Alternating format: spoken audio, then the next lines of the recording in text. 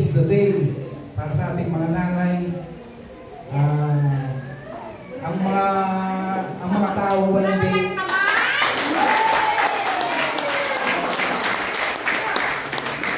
Ang mga taong walang day off. Walang day off po yung mga nanay.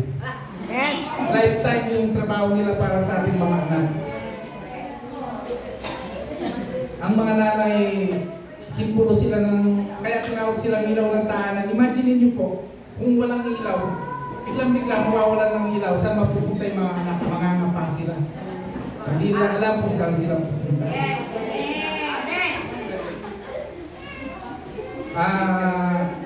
Buksan po natin ang ating Bible sa John 16:21. Ang babae, pagka nanganak ay nalulumbay sapagkat dumating ang kanyang oras. Ngunit pagkapanganak niya sa sanggol ay hindi na niya naalala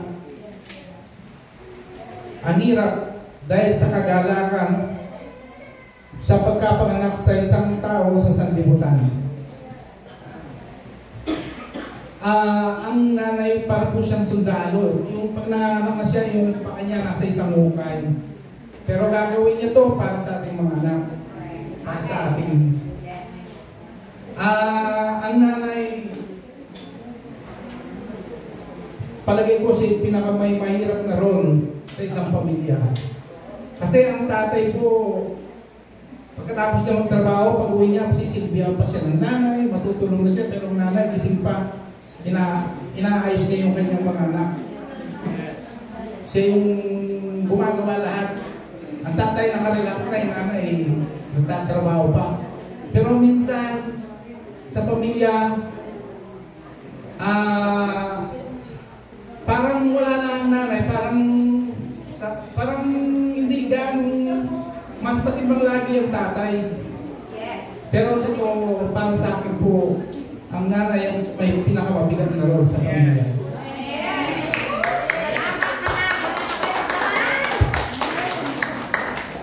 Meron po akong nabasa sa isang libro tungkol sa isang ibon. Ang pangalan po niya, pelican.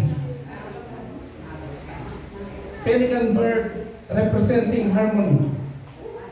Pelican embody the balance among water, air, and land element of nature. Precision strike for prey. Symbolize deep emotional reflection as a spirit animal. Pelican signify grace, motherhood, sacrifice, and teamwork. Ganun po ang pelican. Ito po ang pelican po ay sumisimbolo sa ganito po siya. The pelican was believed to pierce its own breast with its beak and feed its young for its blood. It's become a symbol of Christ sacrificing himself for man. And because of this was frequently represented in Christian art.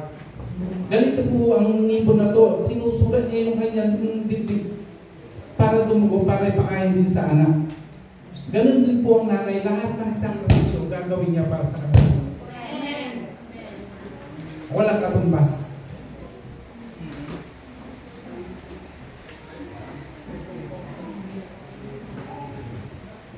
Pelican symbolize Jesus is our Redeemer, who gave His life for our redemption and feed us with His body and blood in the Eucharist.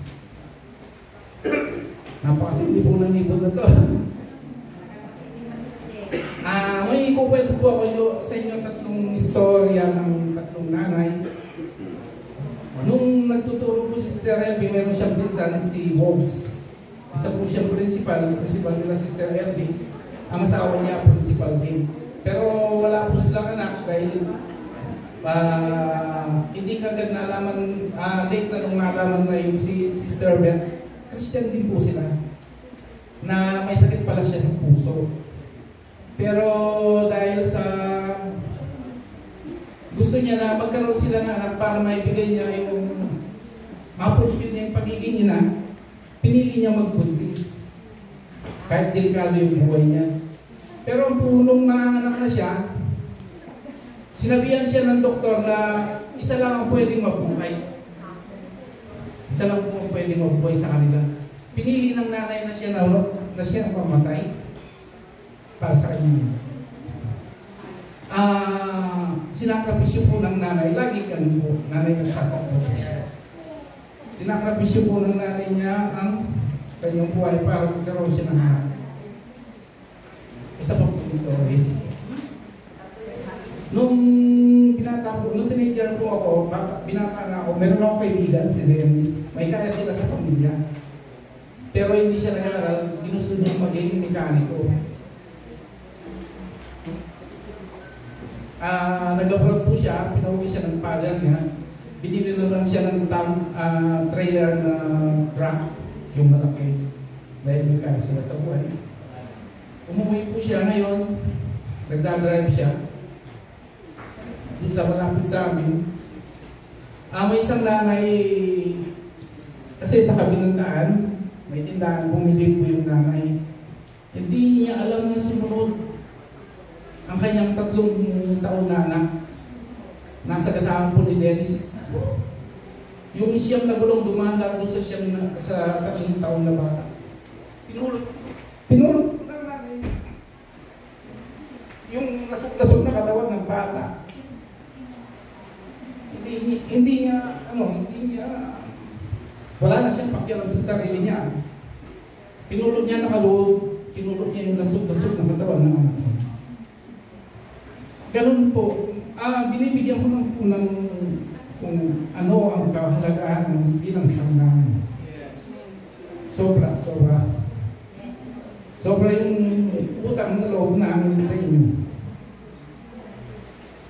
Ikukwento po yung natin ko.